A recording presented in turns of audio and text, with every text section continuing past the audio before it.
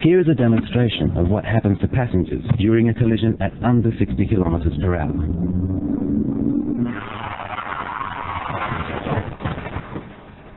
Now, just in case you didn't get it, we'll repeat that demonstration.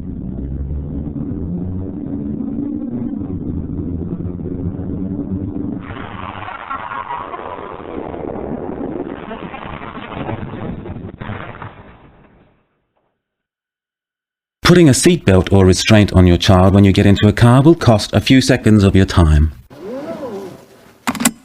Not putting a seatbelt or restraint on your child will cost you around $170 and loss of 3 demerit points. If you have a crash as well, it could cost your child's life.